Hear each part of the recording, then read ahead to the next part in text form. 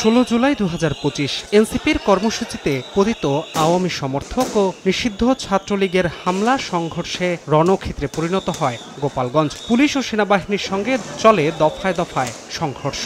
প্রাণ যায় 5 জনের। এখনও পুরোপুরি স্বাভাবিক হয়নি গোপালগঞ্জের জনজীবন।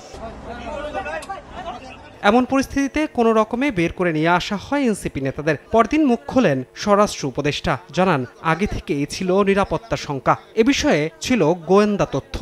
গোয়েন্দাদের তো তথ্য ছিল, বাট এত পরিমাণ যে হবে ওই তথ্যটা হয়তো ছিল না। আইন শৃঙ্খলা বাহিনী শৃঙ্খলা রাখতে পারেনি, এটা অভিযোগ করছে এনসিপি নেতারাও। এটা ব্যাপারে মানে অনেকে তো, আপনিও তো অনেক কিছু বলতে পারেন, যার যার বক্তব্য শেষে দিবে। পাশাপাশি আইন শৃঙ্খলা বাহিনীর পক্ষ থেকে জানানো হয়, গোপালগঞ্জের বাইরে থেকে আওয়ামী লীগ ও এর সহযোগী সংগঠনের নেতাকর্মীরা এসে আগে থেকেই অবস্থান নেন গোপালগঞ্জে। এরকম যে বাইরে থেকেও এই গোপালগঞ্জে এসেছিলেন, তারা এখনো গোপালগঞ্জের বিভিন্ন এলাকায় অবস্থান করছেন মর্মে আমাদের যে গোয়েন্দা তথ্য সেটি আছে।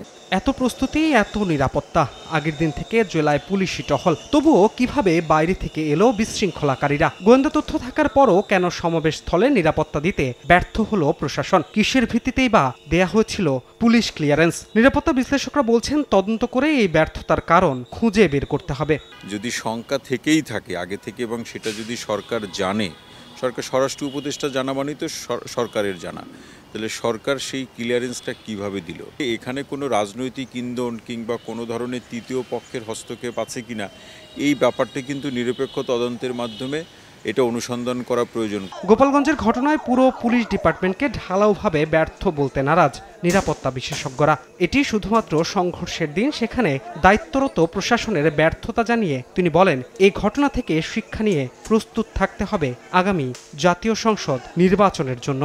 নির্বাচনের আগে কোনো একটি জেলায় রাজনৈতিক কর্মসূচিকে কেন্দ্র করে এই পরিস্থিতি যদি তৈরি হয়, তাহলে নির্বাচনকালীন সময়ে যে বাস্তবতা দাঁড়াবে সেটি নিয়ন্ত্রণ করতে তো হিমশিম খেয়ে যেতে হবে। এখানে সরকার বা আইন শৃঙ্খলা বাহিনীর একটা ঘাটতি বা ব্যত্যয় আছে।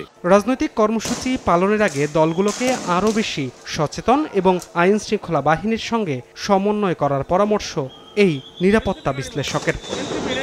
ধ্রুব ব্যানার্জি, সময় সংবাদ, ঢাকা।